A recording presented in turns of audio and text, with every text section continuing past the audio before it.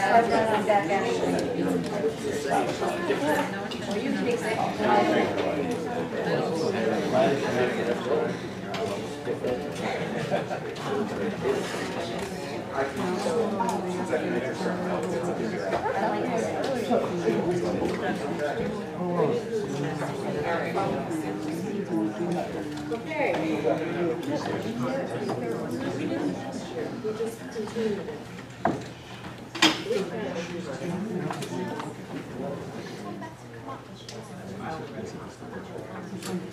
Okay, I'll entertain a motion to recess. Thank you. To recess for the purpose of discussing changes to the Jefferson Code, amendments to the Jefferson Code. So I need. I think you can call a recess without it. Just call a recess. Well, we already did, so. All those in favor? Aye. Anybody opposed? Deirdre, the floor is yours. I should say this. I'm sorry. Good evening. So we were looking at just adding, or actually making one edit to the code of conduct for this year. So level 2, under the behavior, number 4. So we'd be adding some more inclusive language for electronic cigarettes, vaporizers, things like that, to be a little bit more inclusive for some of the newer things that have come out since the last time that particular item was updated. So we took the recommendation by the district attorney, the district, Kingston School District attorney, in terms of the appropriate language that would be all encompassing. So level 2, number 4 would now read use of and/or possession of tobacco, nicotine, and/or paraphernalia, in parentheses, such as but not limited to e-cigarettes, vaporizers in any shape or form, or other smoking or delivery devices, and parentheses, on school premises or during school-sponsored activities. And that is the only change we submit to you this evening. Okay, that's the only change. Any questions for Mrs. Branford? Might be public comments as well. Anyone in the public can comment? So anyone in the public would like to comment on the amendment to the Jefferson Code, which is the code utilized in the school? All right, hearing no takers. I do want to comment really quickly. Absolutely. I just wanted to comment and thank Ms. Branford for guiding the Jefferson Committee. I know we've asked a lot of you last year or so with changes to the Jefferson Committee, and I'm told there's actually been a pretty good response and a good increase in participation, so I appreciate your work. Thank you. Thank you. You're welcome. Thank you very much. Okay, so we'll resume with the public meeting and the DOE 83, the topic, the public hearing.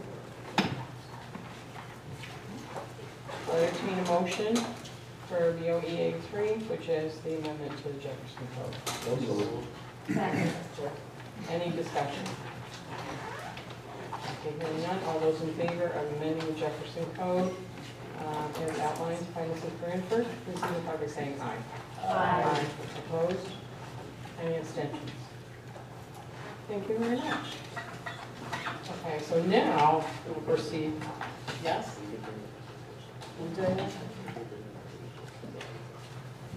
Oh, yes.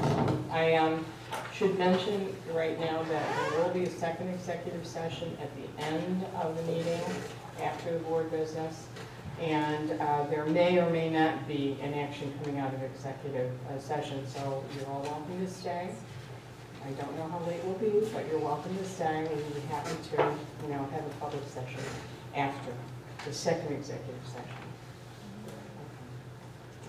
And then we'll move along with public participation. What? Now what?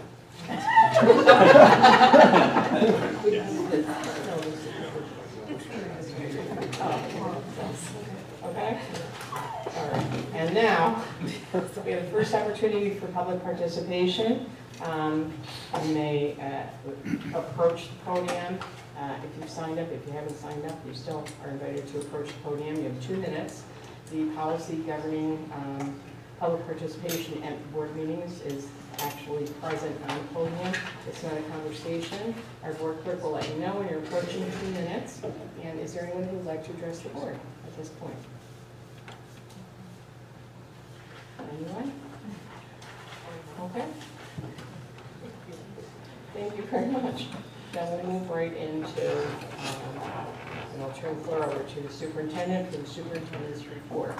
Okay, before I move forward with our superintendent's report, I do want to recognize we have with us today one of our students, Charles, and I'm going to say his name wrong, but I get my name wrong all the time. So is it Rigney? Yeah. Ah, is that right? Okay, good. Charles Rigney, and he's completed the 54-hour shadowing program with BBL.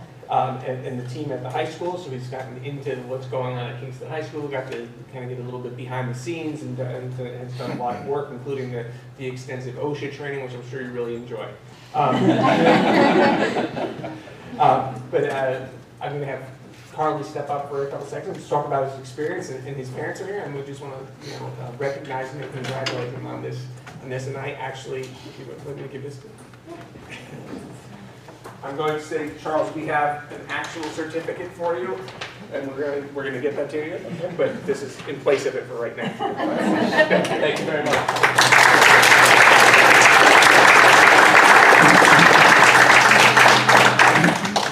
I'd just like to say thank you to Charles for all of your hard work that he's put in. He's completed this course with a lot of effort, and he's definitely learned a lot. I'm wishing you all the best in all of your future endeavors, and feel free to come back and learn anything in the future if you like. Thank you.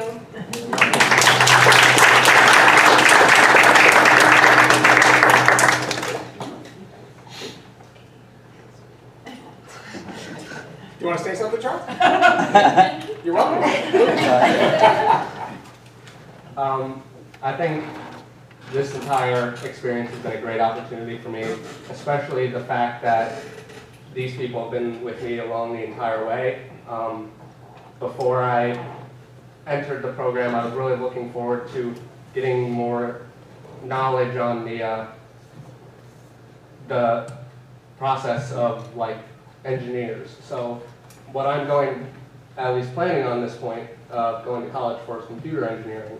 And Carly, Robin, and Adam, especially Adam, recognized that, and he led me to certain things around the process that really encouraged me to chase that dream of becoming a computer engineer. He would show me the electrical work going around and how different systems work around the school, and I just really appreciate him for recognizing that and helping me acknowledge my career choice.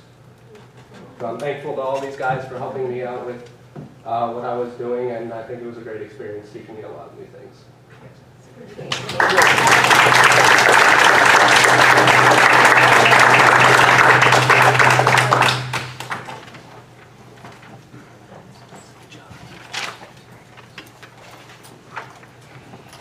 I do want to say that BBL working with our students in the internship program, as was last week at the Senior Awards, BBL and KSQ coming together to give scholarships to our students. When we look at the organizations that we partner with and that we bring here to do work with our school district, BBL and KSQ have really proven to be not only really just be partners in business, but they really are part of our community, and I appreciate that, all the things that you're doing. And as over, again, the internship program is above and beyond what BBL is requiring. The scholarship for our students is above and beyond other kinds of architects and construction management teams, so I thank you. And keeping with that, we're going to go right into KSQ and BBL for their second century plan report. Armand, do you want to talk about the pre-con portion? So our team has been working away at the 5-year capital plan project. We reached a milestone in terms of the construction documents are 50% complete, and they were turned over to BBL on Friday last week. So BBL is beginning a very extensive budgeting effort, and then they'll report back, and there's an evening and a leveling process where we adjust the scope of the work to make sure that it fits within the district's budget for the project to move forward. We really have nothing new to report on in terms of the acquisition of a building permit. We were able to acquire the architectural review several months ago, and we're still waiting to be picked up on the engineering side. In terms of aid regeneration, we did receive a series of comments and requests for documents from the State Education Department. We responded to those earlier actually Friday, last week, and we're in active communications with the SED to vet through the information they asked for, make sure that it's what they require, and to try to get that process to conclusion. So as an update to the construction progress, again, everyone was on the tour last week. It is kind of exciting now. All the sidewalks, curbs, concrete work, all of that is now complete. Parking lot is all ready. And to be honest with you, we could have had the parking lot paved over the last 2 weeks, but we chose to push that off by the contractors because of regions going on and buses. And so we just said, wait, they're coming back on Monday to get started. Tuesday they'll be milling, they'll be done by the following. It's only about a 4-day process. So after next week, you'll see the site actually looking more complete. It's been hydro-seeded. First floor is basically done, a couple of finishes done, the elevator's all done. It's basically, we're going to start final cleaning next week, get everything all polished up and finished. Other than that, we're going on great guns. The only thing that will, of course, go on beyond next week will be, we still have testing and balancing to do for the HVAC system with the air and the water balancing. We have fire alarm testing that has to be done that we're waiting until after school is finished. And then we're due to have furniture moving in starting on July 9th. That'll take about 10 days to get that all done. And we're supposed to be complete in Salzman. There's a few pictures. Carly, you can go through what's been going on here picture-wise. So these are a few pictures of the new Salzman addition in relation to the east and west wings. In the center will be the new parking lot. We're working on all of the metal panel installation, exterior light fixtures. All the sidewalk work is done, as Robin said. Hydro seeding was complete today. This is for all the new grass to grow on each side of the building, and then in the center of the parking lot, and then around the edges of the parking lot. This is the new parking lot. It's kind of staged right now, so you guys can get the idea of what it's going to look like. Along with some of the new sidewalks, this is coming down the south side of the west addition. Inside, we have the library reception desk. The countertop is going to be installed Friday, along with the new transaction counter that is going to be installed hopefully next week. Again, the metal panels and the lighting. Up in this area is going to be the new raised letter signage that says Kingston High School, and it's going to be backlit, so at nighttime you can see what building this is. But it's going to be a dark gray to contrast the metal panels. All of the exterior doors, along with the interior doors, are all complete. Doors and hardware are all installed. The elevator was certified last week, so this is up and operational and ready to be turned over to the district. And the furniture will be utilizing this new elevator to bring everything upstairs so that everything can be set up. On the right is the Salzman Commons area. On the left side of this hallway is where the new historical timeline is going to be installed, portraying the last 100 years of the school's history. This will be the new main entrance, so once you come into the addition, you will come into this space, and on the right is all the main offices, the security office, attendance, the principal's office, and on the left side there will be 3 new classrooms and a computer classroom. This is the attendance office. And then we also have a conference room. There's 2 conference rooms in the new Salzman building, one on the first floor and one on the second floor. This is the new computer classroom on the first floor. That'll be used for, I'm not sure what the programming is, but it'll be a flexible space for the district to use. And then we have one of the library classrooms. There's 3 of these right outside of the library to be used for separate teaching spaces that you wouldn't necessarily use in the library. Does anybody have any questions? Remember last week I brought it to your attention, Armand, about the gas lines in front of the field house that are exposed, and I would like to see some barrier somehow, because easy anybody can drive up with the color truck and it can be hit, and those are main lights. And so I hope. So I brought that up with our in-house team, and I'm actually going to be on site tomorrow morning with DDL, and we're going to talk about it again tomorrow morning. So it was a really good point, and we're going to look at it specifically. Okay. Thank you. You're welcome. Any other questions or comments? Thank you. Thank you.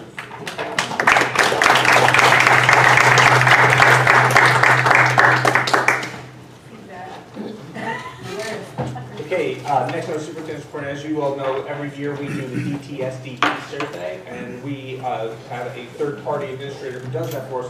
The name of the company is K-12 Insight, and they're here to present the 2018 Kingston City School District DTSD survey. Is David Blaylock and Celia Anderson, who are here to give a presentation to the board. So we will see the results, or the sampling of the results of our DTSD survey.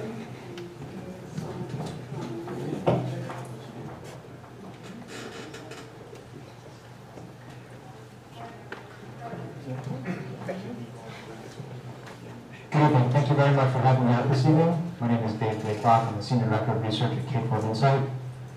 What if I go without it? Yeah, that's better. I'll go back to my teacher voice. It's been a few years, but I think I still have it. As I was saying, my name is Dave Blaylock. I'm the Senior Director of Research at K-12 Insight.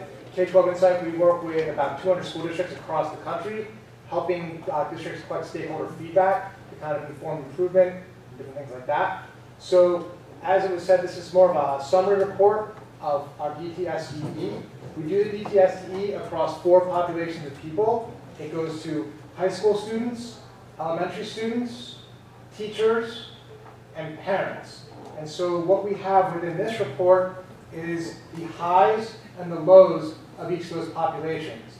As it works out, the DTSDE is actually considered to be a school-level unit of analysis, meaning that when people are taking the survey, they are evaluating the school itself. So this is the aggregate district results, but each school has a set of their full results as well to be able to look at kind of where their peaks and valleys are so that they can guide their improvement efforts.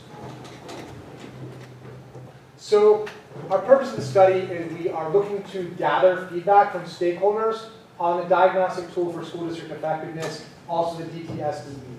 This supplements the visits from the state when they come in to take a look and do the observations in the rubric. They use the stakeholder feedback to inform what they are working with.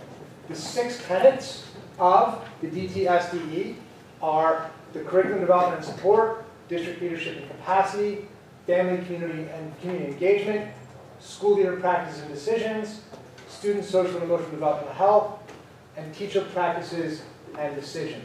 So those are the 6 tenets, or what we call in the survey world dimensions of the survey, of how the survey is organized. You have these definitions here. I'm not going to stand here and read them all to you. If you have questions about them, we can come back to this slide.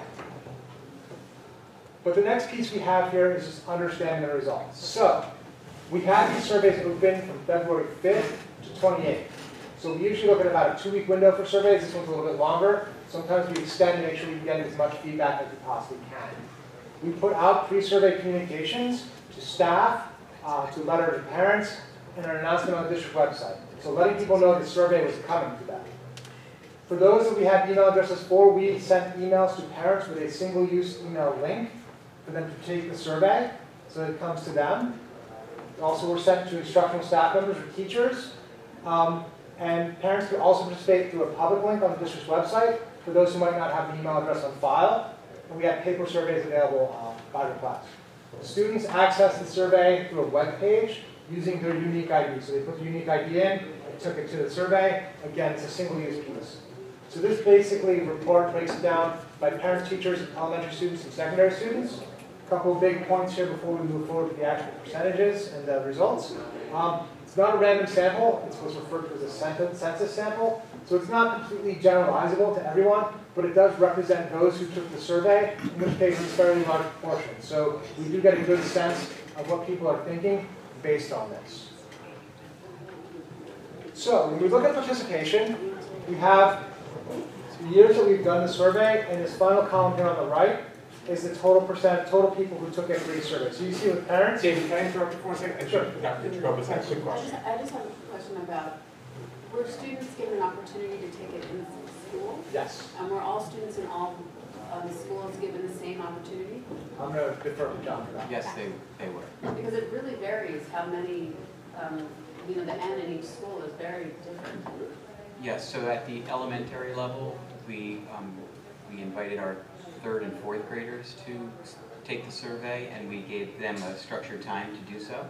And also at the middle level, the students were all provided that same structure. The high school, they did not have that kind of structure. There were a lot of announcements, and they were encouraged to take it. They could do it on their own. Yes, they could also. And at the middle school, was it all grades? I believe it was 5 through 8. And like in one of the classes, they were just Yes. do this? Yes. Thank you.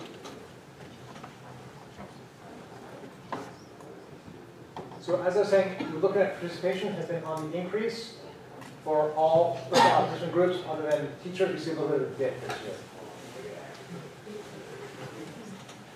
This is the dimension level scores, the tenant level scores that we're looking at right here based on the population. So the green population is going to be parents, the blue teachers, the yellow elementary students, and the gray secondary students. And this is the percentage of the overall agreement, meaning combined percentages of strongly agree or agree responses to each of the items within that tenant. The scale is strongly agree, agree, disagree, strong disagree, and don't know. And so we see a couple things here that are some typical trends that we see with the ETSDE. The first one being that teachers tend to rate very high themselves on curriculum development support and teacher practices and decisions.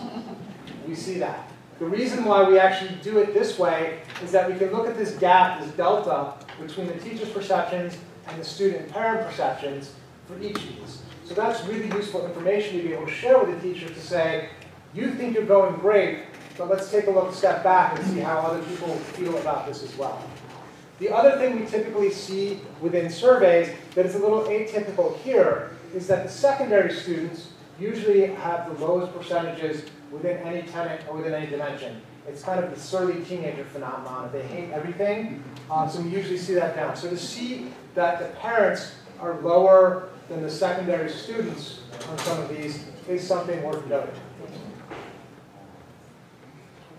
We now get into each population, and we've got a 2-year trend from year to year. So up here we have parents for each of the tenants, and what we have here is basically a very straight line, not a lot of change. Usually when we're looking at survey results, anything greater than 3% either gain or loss is something worth noting. When you're looking at 1 or 2%, you're looking at more just a survey population, a little bit of margin of error. So you're kind of looking same down the board here for the parents.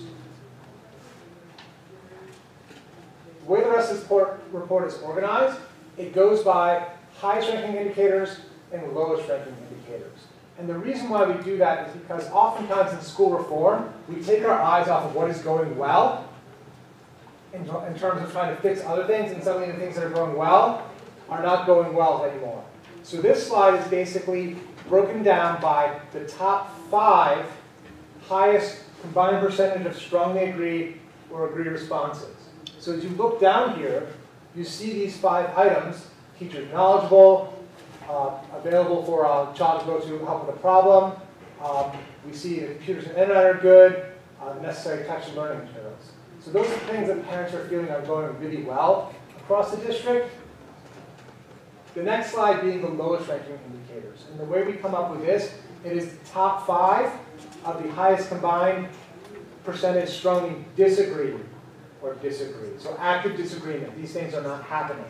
And so what we see here at the top, students do not threaten and or bully each other. And that's what we're going to see as kind of a theme across the 4 populations. But you see the other ones here as well. The other theme that we'll kind of see as we look through the other pieces is the well-maintained working heat, adequate lighting, and welcome grounds, and the cleanliness of the schools as well. We'll see that in a couple other places as well. But this is the bottom 5 kind of things that you really want to focus in on from the parent perspective And again, when we look at this by school, that's where the real gold is, because some schools may be doing these things very well, and other schools not so much. You can see where you really need to target your efforts. This shows the actual overall participation by school.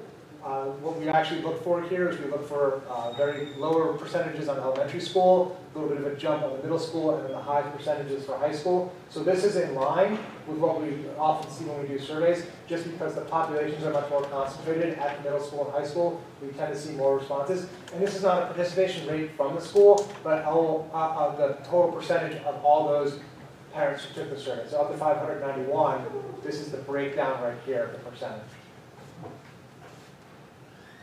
As we look at teachers, we see very much the same flat line, with the exception of this increase here in district leadership and capacity. That's a 6% increase. Again, anything below plus or minus 3% is something worth noting. So that 6% increase is something to take note of, and it's something that there's been some good improvement on. When we look at the highest ranking indicators, we see the student progress, and we see the ones that we talk about where it's the teachers rating their own behavior. However, when we see the school leader practices and decisions, I'm aware of my school's improvement plan. That's good, because based on awareness, you know that they can invest in it and they know what it is. When we look at the lowest ranking indicators, where the challenges are, what is interesting to me here is that we still see 3 of the district leadership and capacity ones, one of which was one that we brought up before. But you still have that 6% jump and improvement. So you're definitely improving in that area, but there's still some areas to focus in on. One of the things I also think is interesting is that if you remember from the parent slide, the parents talked about the textbooks and instructional materials as being one of the good things that's going on. When we look at the teachers, the textbooks are clumped in with other things, but they feel that those things may be lacking, a 42% disagreement. So looking at that juxtaposition is something very interesting. It was probably just the copy machine. Yeah, I've heard that before as well. The other thing I'll point out is that we see that bullying piece up there again towards the top of the lowest ranking indicators. And again, this is the breakdown of percentage of participation by school for the teachers. And we see the breakdown by teacher versus teaching assistant.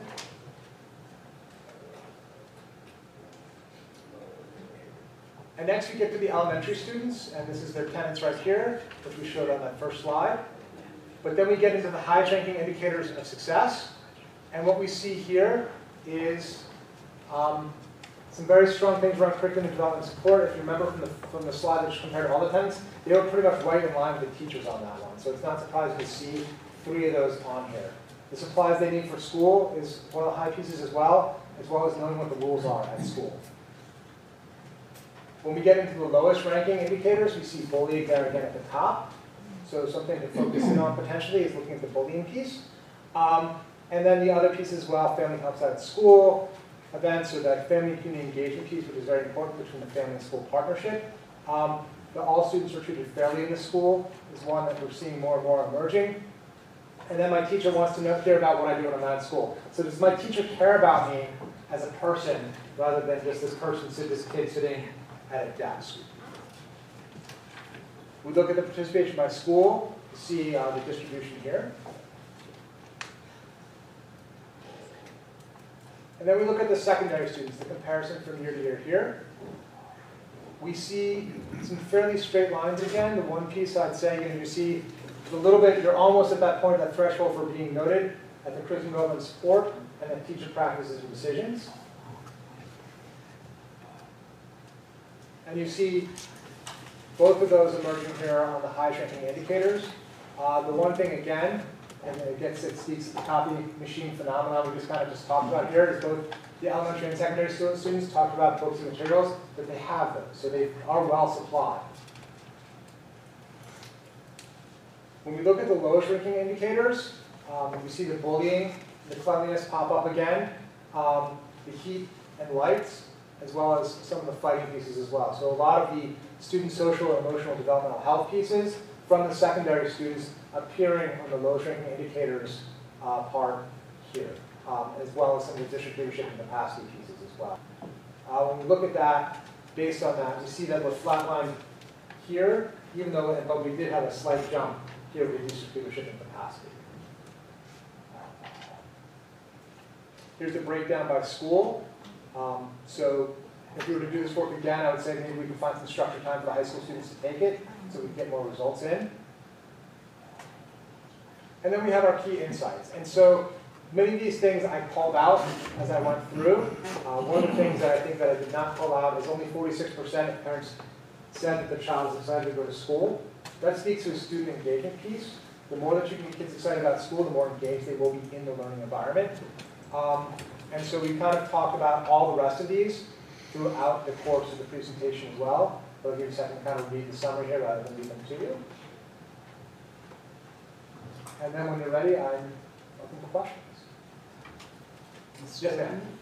Is there, please don't call me that. From the south. Call me this or girlfriend? Is there a percentage of participation which you have to reach in order to have a legitimate generalization? So like, for instance, 6% of high school, or if there's just very few kids participating, can we really draw conclusions from that, or do we need to have a goal as to what the participation should be to have a more reliable study? So it's a good question. I'm going to answer it in a couple different ways. The first piece is that when we look at the 6% here, that's the 6% of the 1,315 students who took the survey. So you see this will equal roughly 100%, give or take some rounding error. That's the percentage of those who took the survey. However, to get to your actual question itself about what is the ideal participation rate to be generalizable across a variety of across everyone, the idea that we're looking for is how can you decrease non-response bias? Meaning, how do we know that the people who actually took the survey fully represents those that took it? And so when you look in the survey research literature, there's a lot of varying opinions, none of them really gone in concrete. When you look at a random sample perspective, there's a way that you calculate a margin of error based on what your participation rate is. So it's something that feeds into the formula. However, all that to say, as a company that does this work across the country, we have thresholds that we try to set that we say this is kind of what we were looking for to hit. And so in this case, what we look for typically with survey participation is for parents we look for 15 to 20%, for staff members we look for 50%, and for students we try to get to 75%. Again, as you go through an increasingly captive audience, that's when we look for those thresholds to look up. However, if you were to look at a random sample of the number of students that you have within your district of what would be representative from a random sampling technique, given the number of students you have in your secondary schools, I'm willing to bet 1,315 would be much more, if not at least double, what the representation would be. However, final however on this is that I would say at your high school, you definitely would want a lot more participation to be representative of the opinions and perspectives of the students, to validly say that it is representative of the opinions of your students in the high school. And one more follow-up to that. You said that you got parent participation through online responses? Yeah, so we got it through one of two ways, and that actually brings up another interesting point. Way number one is that we send out emails. So we requested an email distribution list from the district. And using that email list, we send out email invitations to all the parents on that list, and we send follow-up reminders to them as well, for those who haven't participated, to try to increase participation. However, there are many cases where not every parent's email address is listed with the district. And so what we do then is we put a public URL, a link up on the website and a few other places to try and then drive communications to try to drive people to those links to try to passively recruit people to be able to take the survey that way as well. When it comes to that aspect of it, it is very hard to calculate an actual response rate because there's no actual end mark. You don't know how many the potential full amount is. Has there been a comparison to inviting, like sending a survey home or in the mail, a hard copy that says, you know, we're this information may be helpful in setting our goals for next year. Would there be more participation, do you think? People? So we include a lot more, we include a lot of that sort of information in the electronic communication. We actually put together communications for the district and send them to be sent home. And a lot of that sort of information is in it. When you think about the mechanics involved with a paper pencil survey, to actually have to sit down, pull a pen, fill it out by hand. And then somebody has to put And it somebody back. has to send it back. Right. And I mean, that entry piece is, that's something that we can certainly support, but it's the whole getting into the backpack, making sure the person's intended to actually gets it, taking it, and then making sure it gets back to the intended source again. And my last note would be to tease out copy machine, because I think you would have very different responses. That's good feedback. No, and actually, for students, last year we teased out air conditioning in one of the, in one of the things you said in my building is air conditioning heat. So our buildings don't have air conditioning, so we're definitely going to answer a certain way there. So we did tease that. So those are things you could do. Okay, Mr. Michael was first, and then Dr. Pillard. I noticed the teachers assistants, it was very low number precipitation.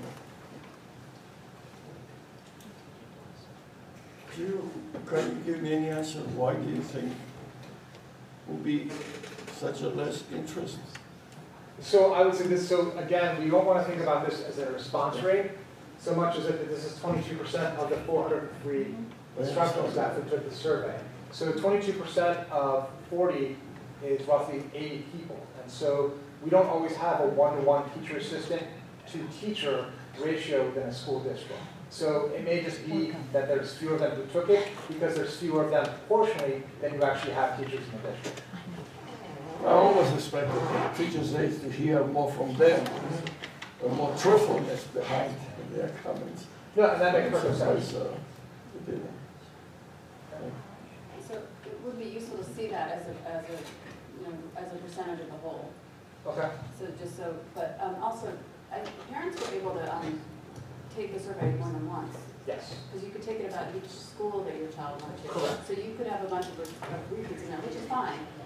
It's really just, your sample for your school then, and not just total parents, that's all. And so to kind of, to get at what, with the multiple piece, so we do offer it to be able to take it again from alternate school and then public URL. One could take it. We do some data quality checks on our side of things based on IP address and consistent response patterns to make sure that nobody's stuck in the black box. Right, okay. And then it was interesting because when the teacher responses, where it said teachers tend to, they rank things the highest that they do themselves, that they're good at, kind of, or what they do. But one of the responses, I think if you go to the next slide, was about teacher collaboration. Right? That's parents. So it was about teachers, teachers collaborate with each other. Collaboration is encouraged. And you can see that both ways. That's a teacher action, but it's also something that the district has to allow for and has to facilitate. So I kind of see some district stuff in that one too. To that point, the way that these items are organized within these tenets is based on repeated data from these surveys going through a factor analysis process to organize what effectively measures each of these different concepts. And so because the data from that, and I understand, I see your point exactly, but what we've seen is the data from this particular item has typically hung more with teacher practice and decisions than it has with school leader practices and decisions or the district leadership. That's interesting. I wouldn't have expected that. Yeah. Because if you can't collaborate, if there's no district support for that. Right. But no, I agree with that completely. Yeah, and it's the math surprised us when that actually came out.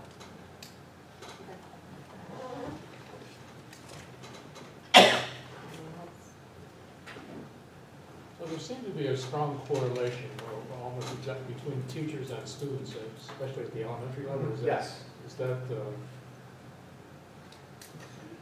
And so what you would see here is that, just doing some quick back of the envelope math in my head here, roughly 60% of your teacher participants are elementary school teachers, or elementary school staff members.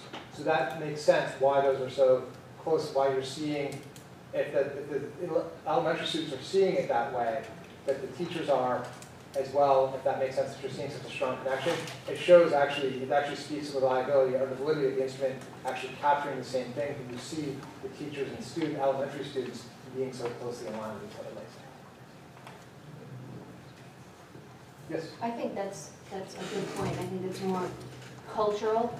You know, we definitely see the shift when it goes to secondary. I don't know if it's because you have one classroom teacher with whom they relate and develop a close relationship, but, you know, being the mother of a sophomore, I don't mean to be negative, but I'm not surprised that I'm excited about going to school is low. You know, that I wouldn't say that we're excited. Something happens, we know, between elementary and being a sophomore. And I'm not blaming that on anyone. I think it's cultural. I think it's the fact, someone said earlier, something about surly teenagers. I have 30 of my family. Right. You know, but I mean, that's something that I would love to be able to ferret out and see if there's something that we can do. And certain teachers do inspire that. But I just think that's something that's more cultural. And Mr. Shaughnessy is absolutely right. We see more of that in the elementary. It's the teacher is more than, you know, you see the teacher at the grocery store, you're surprised because that's your superhero, superhuman. And there's more of a connection. And I think then we get to the different classes and the age change. That's a challenge. And to that point, there are ways to be able to really dig in on student engagement at the different levels, really by breaking it down into different components that would comprise engagement to see, very similar to this, where your strengths are and where your weak areas may be, so that you can build a form around what those engagement challenges may be. True, good point. The other thing I will say is that the way we have these data broken down for the schools is that every school gets a full distribution of their data with for each population, plus these which are specific to that school. So they're not getting the district ones, they're getting their own top 5, bottom 5, based on how their data shake out. And that's really where this tool is most useful, is at the school level, being able to build your school improvement plan based on what it is that you're seeing within your own data. Very true. And that's why I'm hopeful that we get more than a 6% response rate next time around. Thank you. Mr. Sheets? So I think there's one of the parents that disagree with children are excited to go to school. What was it, 47%?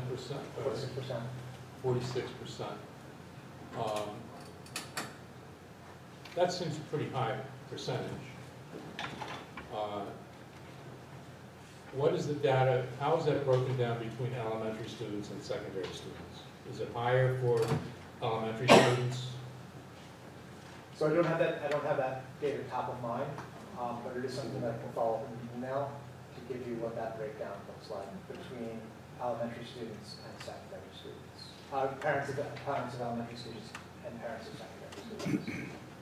Because one of the things I've pointed out for a number of years, and in my own experience, is that, you know, school refusal is a problem that really needs to be addressed at the elementary level, and a lot of parents feel, you know, don't know how to deal with that.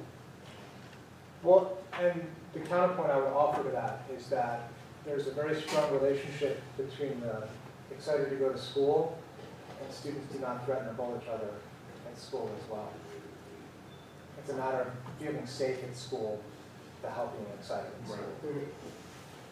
And the bullying is, I mean, that's pretty uniform across all the middle schools. Yeah. And what I would also say is I've done this survey in probably 10 districts across the state of New York, and bullying often floats to the top as an issue. It is something that is part of our national conversation right now. It's very top of mind as what the bullying pieces are.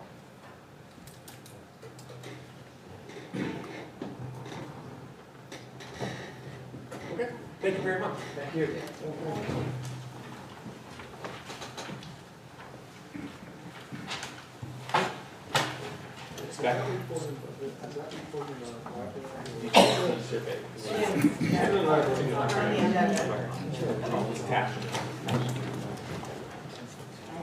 That concludes the superintendent's report. Thank you very much. Which brings us to the consent agenda. Are there any resolutions that any trustee would like to pull from the consent agenda?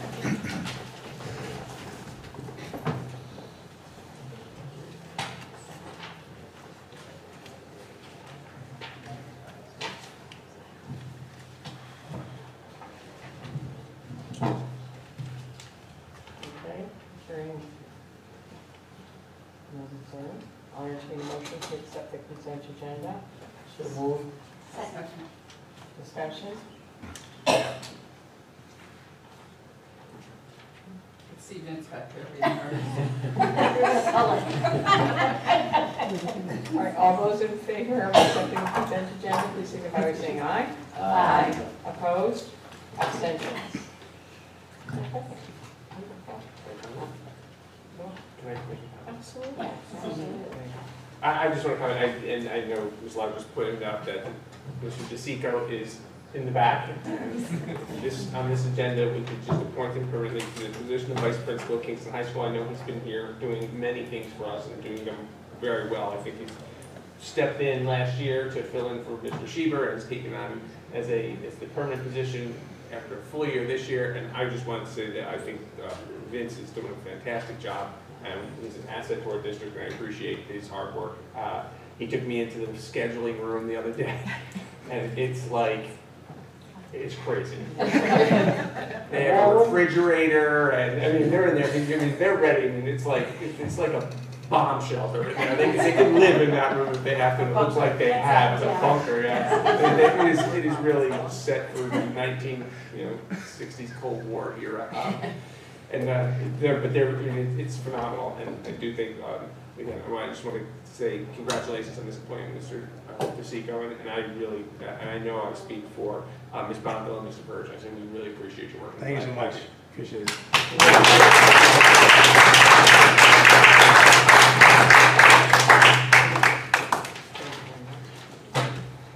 And Ms. Guido, would you read the donation, please? In D57, whereas Ms. Jean Dollamore would like to donate 2 cellos, 13 violins, 1 guitar, and 1 electric violin to the Kingston City School District Music Department. A lot of instruments, thank you.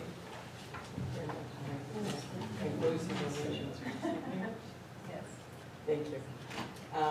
Which brings us to the Board of Education and committee reports. And first up is teaching and learning, and Dr. Chapman. Okay. Teaching and learning committee met at the end of May. We spent a lot of time, we looked at our third quarter data, which really, because we hadn't done the spring testing yet, was really focused on data processes. We learned a lot about new processes that the district is developing for analyzing data and using data to inform instruction through this program called DataMate, which I think is fun, but just a lot of but it really allows you to drill down to see what skills students are successful with and what skills they need work on at each level. We put our common assessments in there so we can really get an aggregate look at where students are succeeding and where they're struggling, and then that informs not only instruction in real time, but how teachers plan for instruction in the coming months and in the coming year, because thinking about their classes that are incoming and then the classes that are outbound. We talked a little bit about RTI, because that's an area that we still struggle with a little bit and we still need to focus on, especially movement between the tiers, and that's something that's getting some attention. We talked about literacy and how we're looking to provide more efficient and effective support through our literacy program. We are training our reading teachers in a whole bunch of different reading methodologies and ways to work with students, and they're thinking about how to allocate that skill in ways that can help our students best. And we're also thinking about more literacy support at the middle level through a new schedule that will allow, especially for fifth graders, more of a targeted instruction in literacy and reading. And we closed the meeting with a discussion on the mental health curriculum, and which is being kind of rolled in now, an integration of mental health dimensions in our health curriculum. So things like relationships, emotions, harassment, depression, sexual harassment, communication, personal safety, and those kinds of things that we're now going to be starting to teach in health. And we're also going to be moving our health curriculum so that we'll be teaching health in 5th grade and 7th grade and then again at the high school instead of where it is now. Our next meeting is July 12th. I'm actually not going to be here, so I don't know if Suzanne, if Ms. Jordan, if you'll be here, if you can cover, or if we should change it, but maybe we'll, Whatever your pleasure is. But we wouldn't want to miss you. are there any, We can change. okay. I think it may be tied to the plans, and so I'm not sure how flexible it is, but we'll, yeah, so we'll talk about that. Any questions? Thank you very much.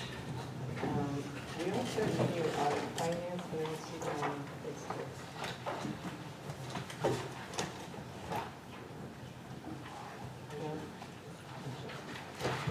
There's another committee report on finance. Did we just meet? Yeah, we met yesterday. Yes. Okay, so we'll report out at the next meeting. Yeah, the only thing I wanted to bring up, so we're going ahead with the community eligibility program at the middle schools for next year. Does that require a board resolution? I don't recall if we've done that in the past. We have Required it in to the past. file the application by June 30th. Correct. I mean, I knew we had to do it by June 30th, I didn't remember we had board resolution. That would bring us to 6 schools. I'll look into it. I'll look into it and make sure. We'll look at that. Yes, so now we're at 6 schools now. Yeah. We're already at 6 schools. Progress. Thank you. All right, and that brings us to new business. I'm sorry, old business. Getting ahead of myself. It's in the cruise here. Old business. Is there any old business? Yes. I have Jordan. kind of an add-on to old business. We had a report on the attendance initiative and the social workers that were working with that in the middle school. And I have had some feedback that it might be helpful if we were able to extend that to the elementary school. And I know that Dr. Catalino had kind of mentioned that. And I just wondered if we have any plan to do that, because we have some kids who, at the elementary school, show signs of having attendance problems very early. And even if it can't be for every child, but if we could somehow attach kids who fall at a critical mass to some sort of support and try to help those kids before they get to the middle school, I think that would be very valuable. So I just wondered what we can do with that. Thank you. Any other old business? Ms. Guido? I saw the report on the Learning After the Bell and the DBT program, thank you. It's interesting to hear it, it's new, I know, but it said that someone was going to meet with the Health Alliance of Kim Adesso. I'm not sure if it was the administrators, or does that mean that they'll be to advocate, do you know if that means they're advocating for more time, or if that's already been given by the Health Alliance for next year? That's to advocate for more time. For continued. Okay. I look forward to hearing whether that program continues. I think it would benefit through all the things that Mr. Cheever and Mr. Charles have identified. Any other old business? Okay, we'll move on to new business, and I actually have a walk-on resolution under new business, which BOE 84, and I shall read. Was there a new, I saw the BOE 84, was there a new consent agenda? Yeah, I announced it when we were here at the beginning. It was removed from the consent agenda. And then, okay. Okay, all right, so I will read the resolution, the BOE 84, ATF memorandum of agreement. Be it resolved that the board hereby approves the terms of the memorandum of agreement, MOA, with the Kingston Teachers Federation, KTF, dated June 15, 2018, as presented to the board at this meeting regarding the collectively negotiated agreement between the district and KTF for a successor agreement commencing on July 1, 2017, and terminating on June 30th, 2019. A copy of said MOA should be incorporated by reference within the minutes of this meeting. I'll entertain a motion. So, Okay, any discussion? Mr. Shaughnessy. I don't understand this whole thing, so I'm gonna be a no vote on this, because I'm just very confused. Okay, well, we'll get that. Any other discussion? All right, all those in favor, please signify by saying aye. Aye. Opposed? No. Abstentions?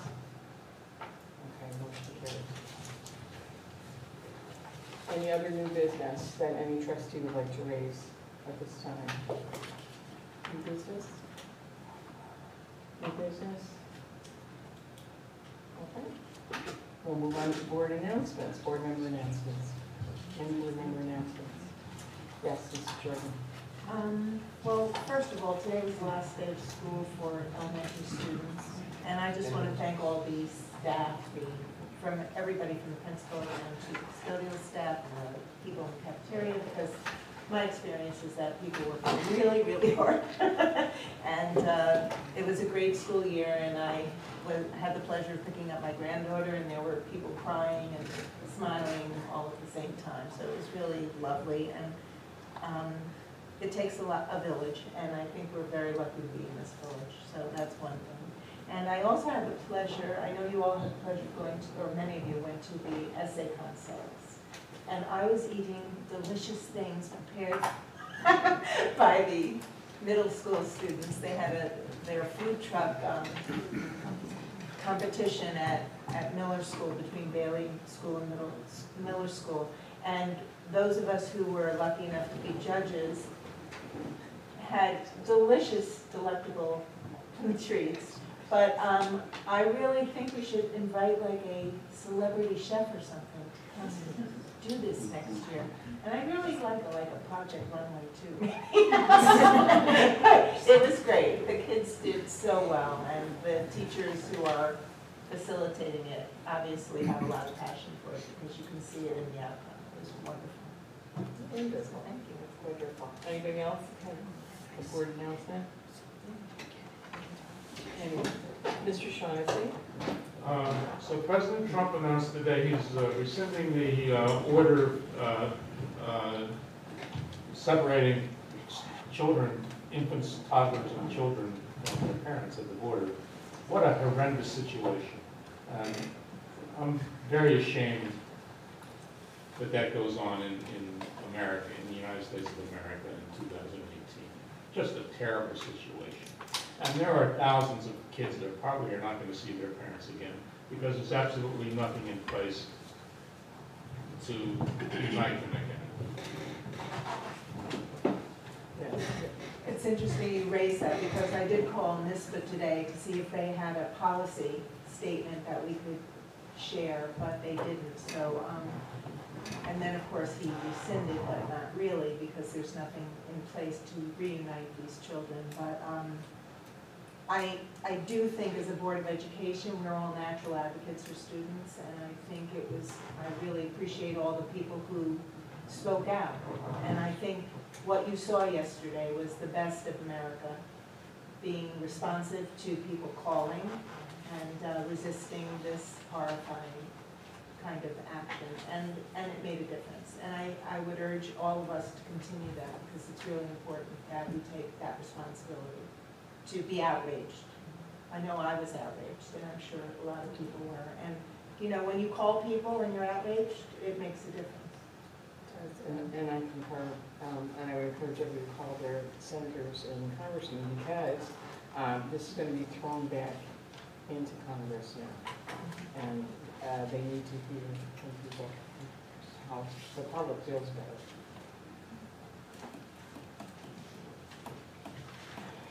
I just have one more thing. Sure. I'm sorry. Also, so many of us were privileged to be at the honor awards, and I just want to thank the community, because there are so many generous people who provide these scholarships for our students. And along with Anita out at the college for the essay contest, we really are so fortunate in so many ways to live in a community that really supports our schools and our kids, and it's just really heartwarming to see, when there's so much chaos, to see that there really are wonderful, good people who try to support these kids. And so I think I just wanted to say thank you to all those people. Thank you. I mentioned this. And Mrs. Lau and I attended the essay contest, and it was, as usual, wonderful to watch our students actually present on a social issue and do it so eloquently. So I too would like to thank Anita for her support over the years, and Ms. Scorpa, who works with the students at the high school, and Linda Still, who is a retired teacher and still comes in to work with them. It was phenomenal. It's always really heartwarming to see this. And someone approached me, one of the trustees from the foundation, who at that point was very excited about public speaking, wanted to make it a requirement for graduation. So it is part of the English courses, but maybe, you know, it's a senior elective, but maybe we should emphasize a little bit more, because it's always enlightening to see, you know, the kids form an argument that is eloquent and very convincing. So. Of course, some of the issues they picked up the kids and. I have the whole brochure at home, but there was one on child abuse, spanking as child abuse, disciplining as child abuse, one on the value of work as a student, and the other, the social skills that you learn from working that maybe are not emphasized in academic classroom. There was one on the education system, AP courses and honors courses versus Regent courses, and I can't remember all of them, but it's very good done. Ms. Bondel, do you have the program still?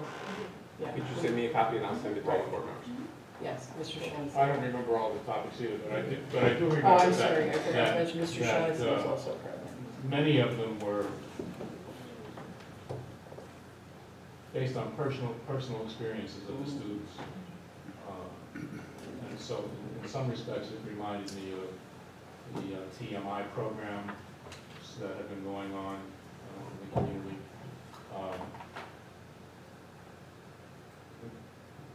In past years, I believe there have been 10 students. This year there were 9 students. But this year there was only 1 male student. And so apparently it's becoming more and more difficult to get young men involved in public speaking, which this leads to the women taking over the world, guys. Here, here.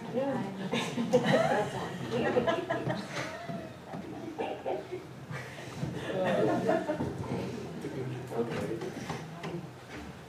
All right, any other board announcements? I have one. You will see in your library this week that the board self-evaluation is in there. So please open it up, fill it out. If you need a paper copy, I have them here, and you are welcome to take one if you want to pass it around. That's fine.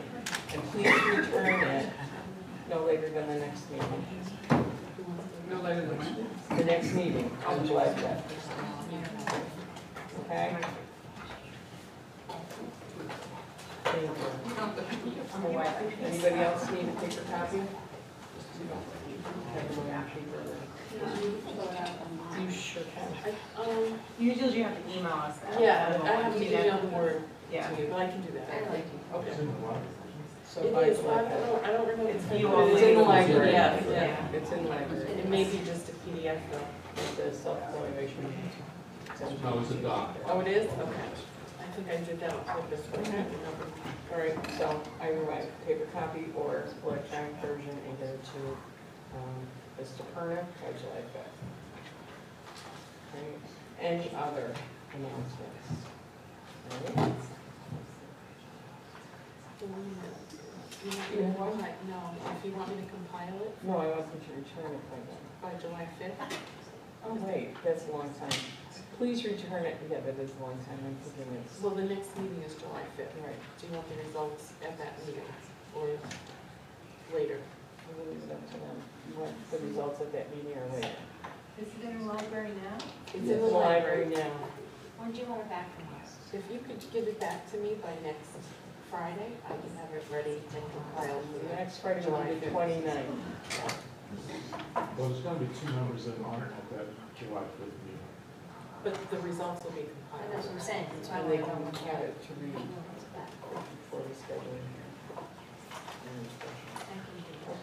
Thank you. Thank you very much. This brings us to the second opportunity for public participation. So the same rules, if there's anyone who would like to address the board at this juncture, please approach the podium. The policy is on the podium. You have 2 minutes. Mr. Perna will let you know when you're approaching that. Anyone? We're good. You're good, okay. So that brings us to journey to the second executive session. And we may or may not have action coming out of this. You're welcome to stay. What is the? Personnel. Can't add it now. Right. It's agreed on. The employment,